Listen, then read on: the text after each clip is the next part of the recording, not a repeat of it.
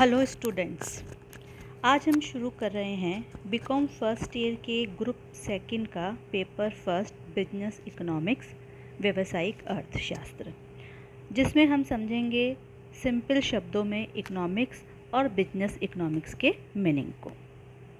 सबसे पहले हम डिस्कस करेंगे अर्थशास्त्र का अर्थ, meaning of economics. The origin of the word economics is from the two Greek word oiko and nomos, which means management of household. अर्थशास्त्र की उत्पत्ति दो ग्रीक शब्दों ओइको और नोमोस से हुई है, जिनका शाब्दिक अर्थ होता है परिवार का प्रबंध। In the initial stage of the development of human civilization, economics was related only to household management and its study how a family can fulfill its requirements in the best possible way with the limited resources. मानव सभ्यता के विकास की प्रारंभिक अवस्था में अर्थशास्त्र का संबंध केवल परिवार के कुशल आर्थिक प्रबंध से होता था, जिसके अंतर्गत केवल ये अध्ययन किया जाता था कि एक परिवार अपने सीमित साधनों का प्रयोग करके किस प्रकार अपनी आवश्यकताओं को सर्वोत्तम ढंग से पूरा कर सकता है। देखिए, हर एक परिवार के साधन सीमित होते हैं। साधनों से मतलब हम यहाँ पे लेंगे धन से। अर्थशास्त्र मतलब, अर्थ का मतलब यहाँ पे है धन, यानी कि धन को प्रबंध करने का शास्त्र ही अर्थशास्त्र कहलाता है। अब धन का प्रबंध करने का क्या मतलब होता है कि हम धन को इस प्रकार अच्छे ढंग से प्रयोग करें कि हम अपनी आवश्यकताओं को अच्छे से पूरा करें, जिससे हमें मैक्सिमम सेटिस्फैक्शन मिल सके। It means such a subject in which decision is taken regarding utilization of time, power and wealth and how wealth is to be spent। हम अपने धन को कैसे खर्च करें, अपने समय और शक्ति का कैसे यूटिलाइजेशन करें, इन सब से रिलेटेड डिसीजन इकोनॉमिक्स में लिए जाते हैं, जिसका उद्देश्य होता है कि सीमित संसाधनों से अधिकतम संतुष्टि प्राप्त करना। ये अर्थशास्त्र का शाब्दिक अर्थ होता है। अब हम डिस्कस करेंगे बिजनेस इकोनॉमिक्स के अर्थ को, व्यवसायिक अर्थशास्त्र के अर्थ को। Economics has two aspects, theoretical and practical. अर्थशास्त्र के दो पहलू होते हैं, सैद्धांतिक और व्यवहारिक। Theoretical aspects are studies in general economics, whereas practical aspects are studies in business economics. जो सैद्धांतिक पहलू है, जो सामान्य अर्थशास्त्र में सैद्धांतिक पहलू का अध्ययन किया जाता है सामान्य अर्थशास्त्र में, और जो व्यावसायिक अर्थशास्त्र है उसमें व्यवहारिक पहलू का अध्ययन किया जाता है। The businessman use this economics in formulation of policies and for taking the decision. और जो बिजनेसमैन होता है वह व्यावसायिक नीतियों के निर्माण और निर्णय लेने में अर्थशास्त्र का प्रयोग करता है।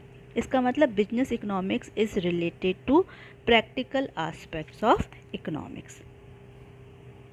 Hence, business economics studies that part of economic activities which is related to the activities of the firms।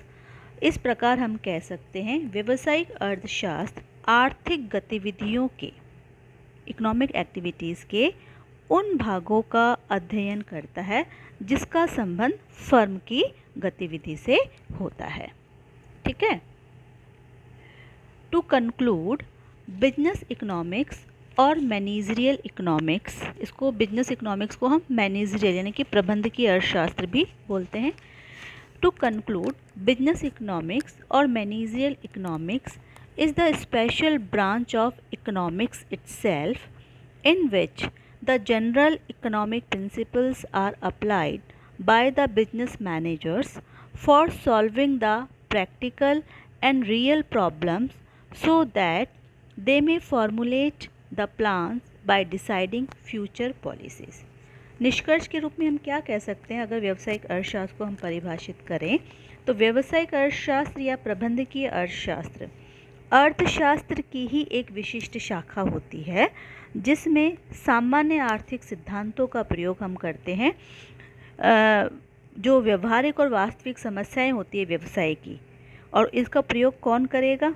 व्यावसायिक प्रबंधक, मैनेजर, ताकि मैनेजर भावी नीतियों का निर्माण कर सके, योजनाएं बना सके, किसके लिए?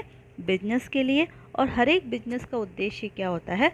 लाभ अर्जित करना, मिनिमम रिसोर्सेज पे मैक्सिमम रिजल्ट अचीव करना, रिसोर्सेज का वेस्टेज ना हो ये डिसाइड करना। तो इन सब जो बिजनेस से रिलेटेड डिसीजन है उन डिसीजन में अगर हम इकोनॉमिक टूल्स को यूज़ करते हैं तो वो बिजनेस इकोनॉमिक्स बन जाती है।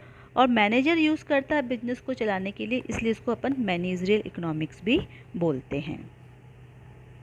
अगर हम इकोनॉमिक्स के नेचर को समझे कि बिजनेस इकोनॉमिक्स क्या है तो उसके लिए मैंने एक चार्ट बनाया हुआ है, आप इसको गौर से देखिए। Basically business economics refers to the application of economic theory and decision science tools to find the optimal solution to business decision problem. बहुत सिंपल, आपको इस चार्ट में सब समझ में आ जाएगा। अगर मैं इस चार्ट को देख आपको बताती हूँ, 1 मिनट। हाँ, अब आप देखिए, सबसे पहले हम यहाँ पे देखेंगे कि ये जो बिजनेस डिसीजन प्रॉब्लम है या अटेंडिंग गोल विथ कांस्टेंट, सबसे पहले या तो बिजनेस में कोई प्रॉब्लम होगी या बिजनेस का कोई ऑब्जेक्ट होगा जिसको अचीव करना है। तो बिजनेस इकोनॉमिक्स क्या करेगी? इकोनॉमिक थ्योरी, जिसमें क्या आएगा? माइक्रो इकोनॉमिक्स और मैक्रो इकोनॉमिक्स। दूसरा है डिसीजन साइंस। डिसीजन साइंस का मतलब होता है कि मैथमेटिकल इकोनॉमिक्स और इकोनोमेट्रिक हम यूज़ करते हैं बिजनेस की प्रॉब्लम को या कोई भी जो बिजनेस का ऑब्जेक्ट है उसको अचीव करने के लिए, प्रॉब्लम को सॉल्व करने के लिए। तो इकोनॉमिक थ्योरी और डिसीजन साइंस के टूल हम यूज़ कर रहे हैं, अप्लाई हम कर रहे हैं। तो अप्लाई हम क्यों कर रहे हैं?